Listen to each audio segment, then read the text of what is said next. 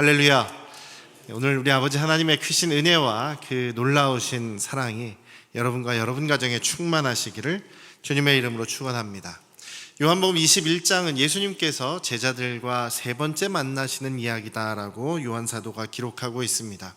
예수님께서 부활하시고 승천하시기까지 한 40일 정도 계셨다라고 이야기를 하는데, 그때 40일 정도 제자들하고 같이 계속 계셨던 것이 아니라 제자들과 때로는 함께 계시지만 때로는 또 떨어져 계시면서 또 갑자기 제자들 사이에 나타나시기도 하고, 이렇게 갈릴리에 가 있어라 라고 하시고 나중에 또 만나시는 그런 일들도 있었습니다. 그래서 요한은 예수님께서 오늘 세 번째 나타나신 것이다 라고 말씀하시면서, 그렇게 부활 후에 예수님께서 또한 이 땅에 계셨음을, 또 이 땅에서 제자들과 실제로 만나셨음을 증거하고 있습니다. 오늘은 예수님께서 이제 베드로에게 물어보시는 내가 나를 사랑하느냐라는 이 세 번의 질문, 그리고 그 사랑에 초점을 맞추면서 말씀을 나누려고 합니다. 그렇지만 중요한 것이 또 이제 제자들이 처음 예수님의 제자로 예수님을 따라가게 되는 계기가 되었던 사건이, 예수님께서 물고기를 잡게 하신, 예수님의 말씀에 순종해서 깊은 데에서 그물을 내렸더니 물고기가 많이 잡혔던 그 사건과 똑같은, 예수님께서 지금 제자들을 다시 부르시는 이 장면에서 제자들을 다시 물고기를 잡게 해주시는 그 내용이 여기 다시 기록이 되고 있습니다. 또 예수님께서 제자들을 다시 세상으로 보내시는, 마태복음 마지막 장면과 같이 예수님께서 제자들을 다시 세상으로 보내시면서 또 베드로가 이제 제자들의 대표로 예수님의 질문에 대답을 하고 있고, 예수님께서 또 베드로를 비롯한 제자들에게 사명을 주시는 내용이 요한복음 21장이고, 또 요한복음은 그렇게 마무리가 되고 있습니다. 사도 요한 같은 경우, 그리고 특별히 유대인들의 경우에 있어서 숫자에 굉장히 의미를 가지고 있습니다. 숫자에 대해서 굉장히 중요하게 생각을 하고 있고, 거기에 때때로 상징을 부여해서 그 상징을 표현하고 있습니다. 그래서 요한계시록 우리 같이 나눌 때에 요한사도, 같은 저자인 요한사도가 이제 하나님께서 준비하시고 이끌어 가시는 역사를 이야기할 때, 거기에서 여러 가지 숫자들이 상징적으로 나타나는 것, 또 이름도 숫자로 나타나는 것을 여러분들이 기억하실 것입니다. 그래서 유대인들은, 또 요한뿐만 아니라 유대인들은 항상 그 숫자에, 특히 성경의 저자들에게 있어서 하나님께서 숫자에 항상 의미를 두시는 경우가 있어서, 오늘 여기 그 물고기가 153마리다, 한 30cm 정도 되는 그런 큰 물고기들이 153마리가 잡혔다. 이건 정확하게 제자들이 숫자를 세어서 153마리가 나왔다는 이야기입니다. 그런데 그 숫자가 굉장히 큰 의미가 있는 것이, 이스라엘 백성들이 생각하고 있는 숫자 중에서 가장 중요하고 큰 의미가 있다라고 생각하는 숫자가 7이라는 숫자.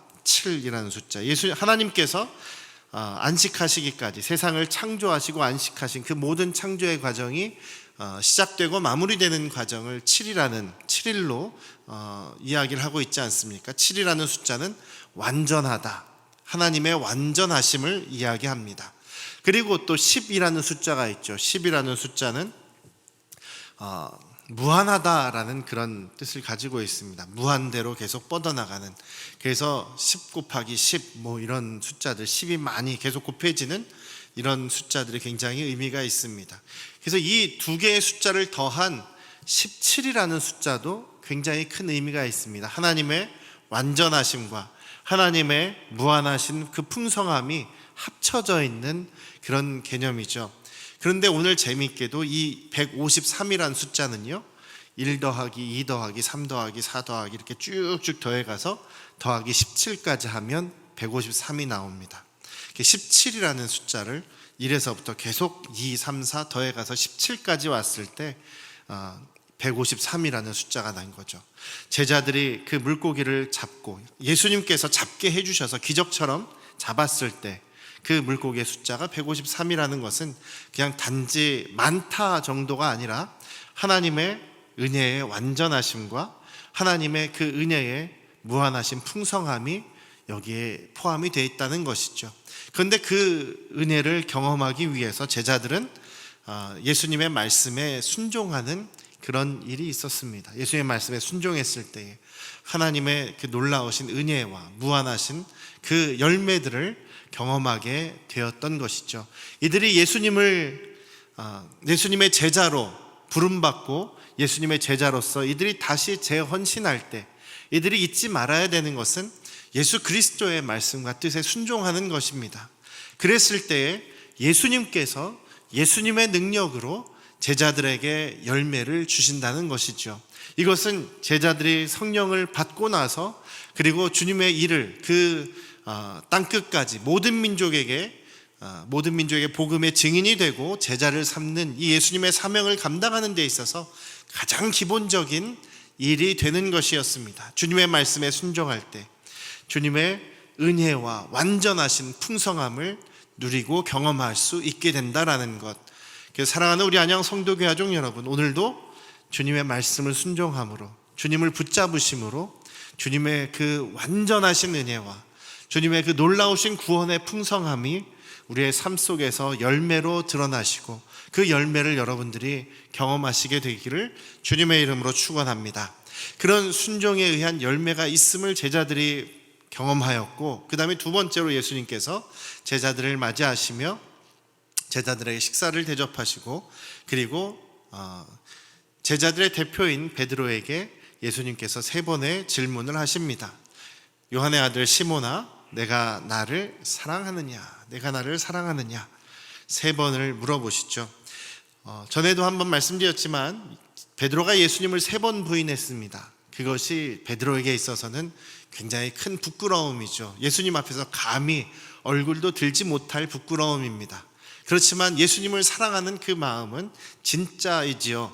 그래서 예수님께서 베드로에게 물어보실 때 세 번 물어보시는 것은 베드로가 예수님을 세 번 부인한 것과 연관이 됩니다.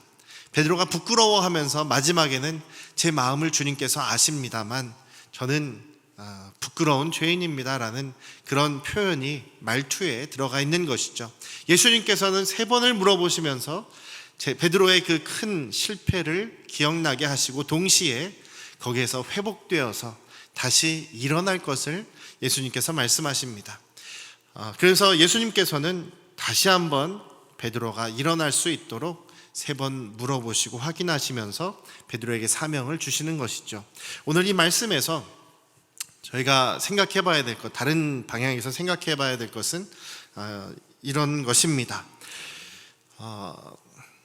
여러분들 사랑이라고 하면 우리나라는 그 사랑이라는 것이 한 단어입니다. 사랑한다, 사랑이라는 것이 한 단어죠. 그 사랑이지 뭐 사랑이 여러 가지로 복잡하게 저희들 표현을 하지 않습니다. 그렇지만 성경이 기록되어 있는 이 성경을 기록한 언어인 그리스어, 헬라어죠.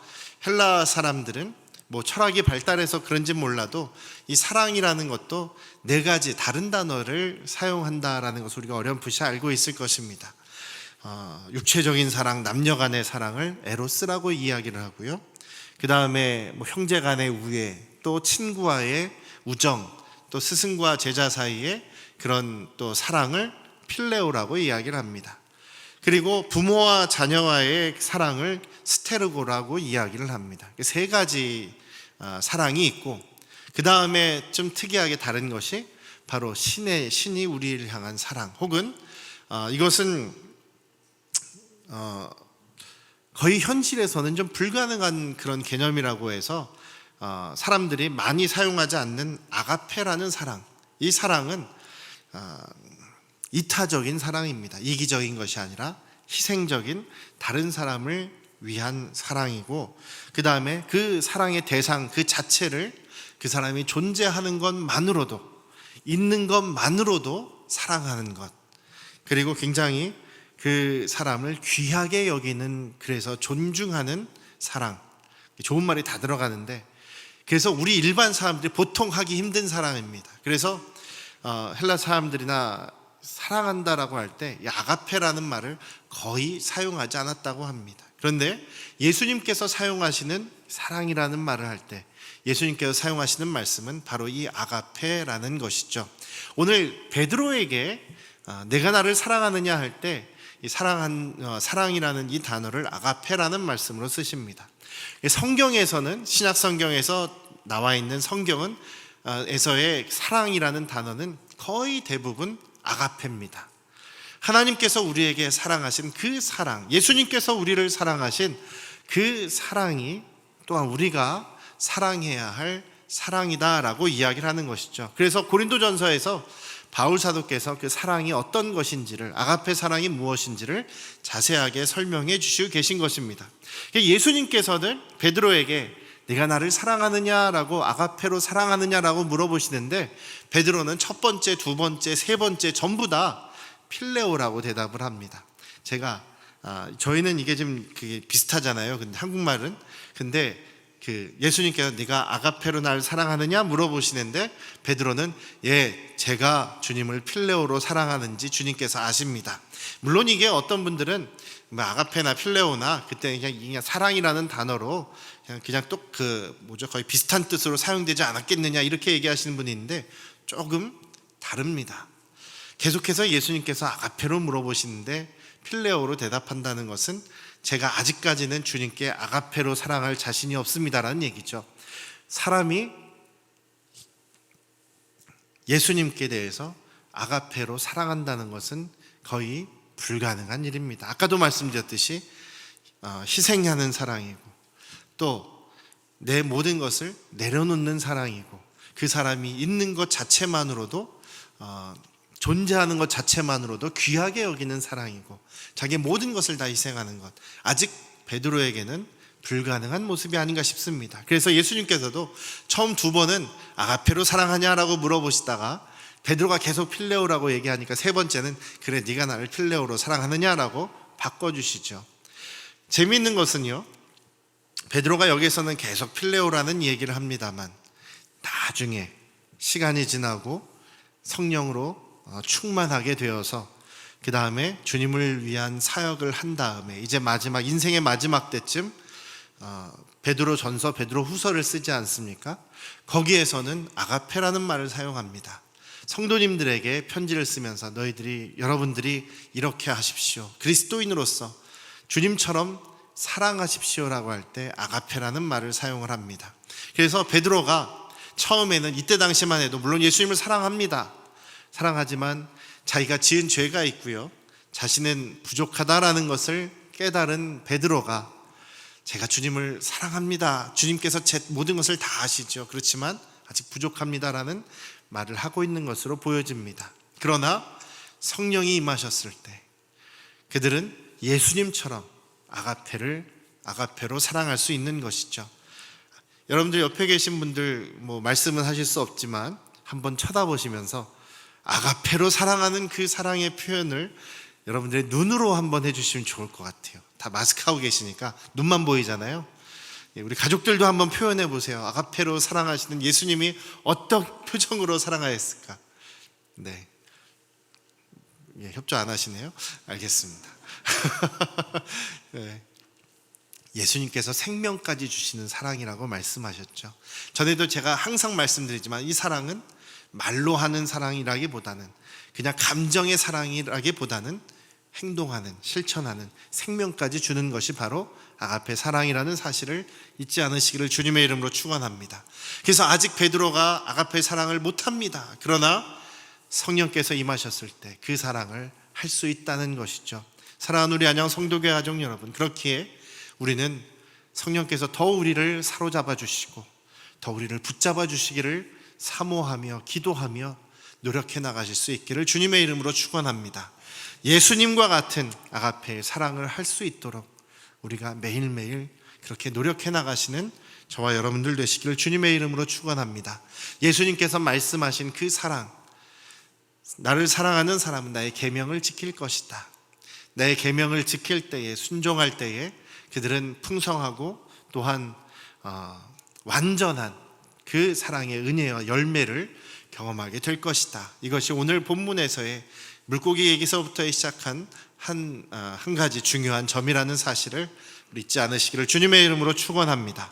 두 번째로는요, 예수님께서 첫 번째 물어보실 때, 두 번째하고 세 번째는 그냥 내가 나를 사랑하느냐 이렇게 물어보시죠. 그런데 첫 번째는 좀 다릅니다.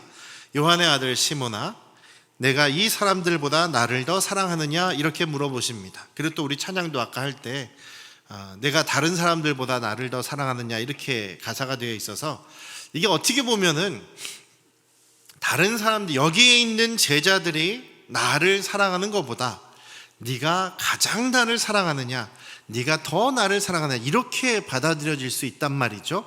약간 경쟁에서 네가 제일이라는 이런 이미지가 지금 여기에 포함될 수 있는데 전혀 그런 뜻이 아니라는 사실을 잊지 않으시길 바랍니다.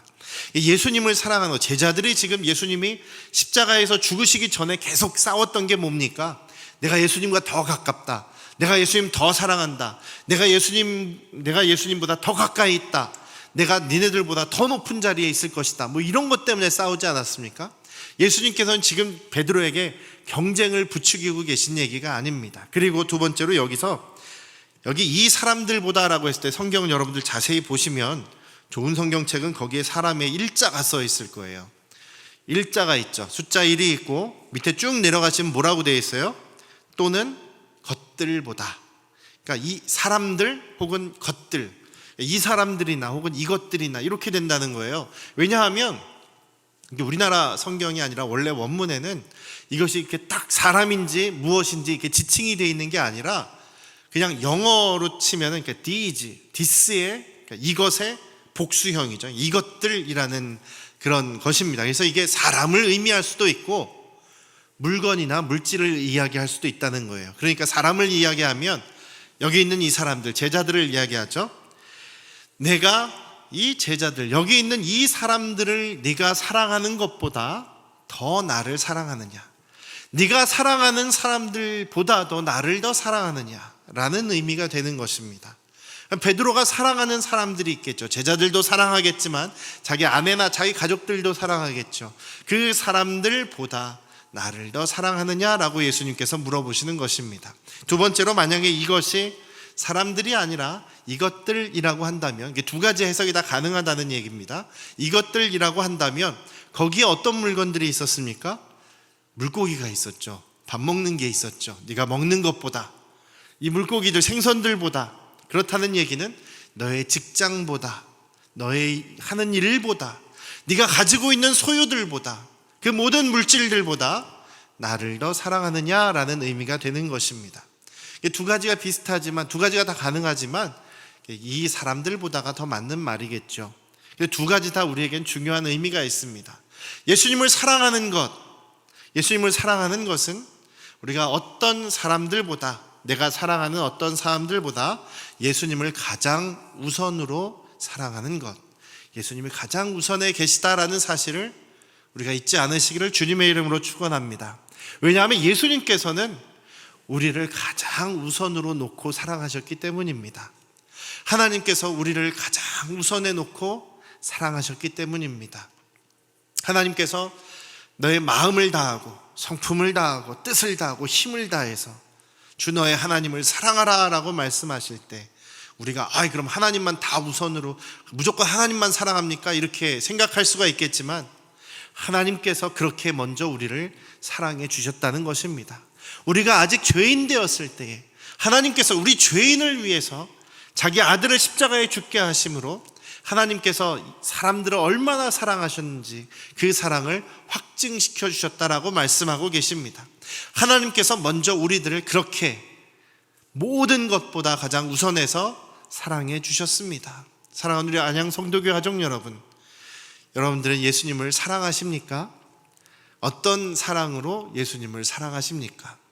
정말 이 세상 어떤 사람들보다 가장 귀하고 가장 우선적으로 사랑하고 계십니까? 이 우선의 원칙이 바로 오늘 예수님께서 베드로에게 물어보시고 또한 원하시는 그 사랑의 의미라는 사실을 우리 잊지 않으시기를 주님의 이름으로 축원합니다. 그럼 내가 정말 주님을 사랑합니다 라고 고백하고 또 그렇게 됐을 때 예수님께서 우리에게 무엇을 맡겨주시느냐? 나를 사랑하느냐? 그렇다면 이 어린 양들을 먹여라. 내 양을 쳐라. 내 양을 먹여라. 세 가지로 말씀하시죠. 여기서 양들은 하나님의 백성을 이야기합니다. 교회를 이야기합니다. 우리는 모두 다 우리 그리스도의 양들입니다. 우리는 예수님이 목자이신 참 목자이신, 그리고 베드로서에서는 예수님을 목자의 장이다라고 이야기를 하고 있는데, 우리가 목자가 될 수는 없습니다. 우리는 다 양인데 우리가 목자의 마음으로 목자가 할 수 있는 것을 흉내내는 양들의, 서로를 도와가는 양들의 역할을 하는 것이죠. 먹이고 치고 먹이는 이런 것들은 전부 다 돌보고 지키고 사랑하고 보살펴라 라는 이야기입니다.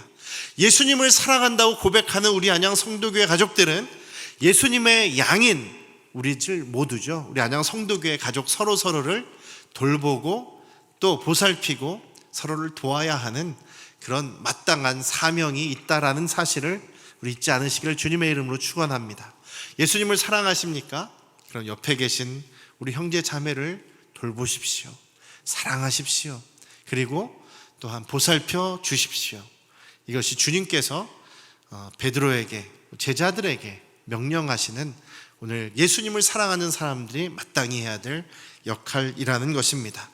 저와 여러분들이 먼저는 순종함으로 예수 그리스도의 그 사랑과 은혜의 풍성함과 완전함을 그렇게 누리며 경험하시기를 주님의 이름으로 축원합니다. 성령께 사로잡혀서 우리도 예수님과 같은 아가페의 사랑을 실천해 나가실 수 있기를 주님의 이름으로 축원합니다. 우리가 내 소유보다, 내 하는 일보다, 내 주위의 사람들보다 가장 우선해서 예수님을 사랑하고 예수님을 섬기면서 서로를 돌보는 그런 우리 안양 성도교회 가족들 되시기를 주님의 이름으로 축원합니다. 같이 기도하시겠습니다.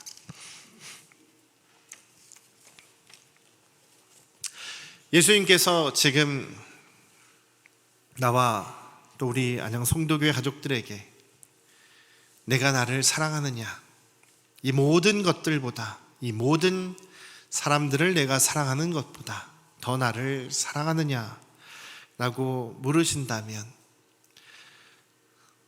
우리가 완전하지는 못하지만 그래도 주님, 제가 주님을 사랑합니다.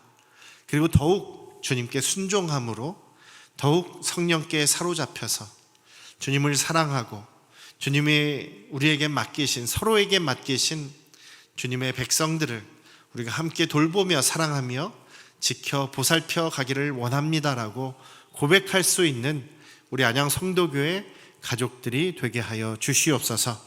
우리가 있는 그 자리에서 예수님의 사랑을 깊이 경험하며 또한 예수님의 사랑으로 우리가 주님의 맡기신 사랑의 사명을 감당하는 우리 모두가 되게 하여 주시옵소서. 한 주간 또한도 저희를 인도하여 주시고 우리 모든 안양 성도교회 가족들이 안전과 평안과 또 건강함을 누리게 하시옵소서. 이제는 우리 주 예수 그리스도의 은혜와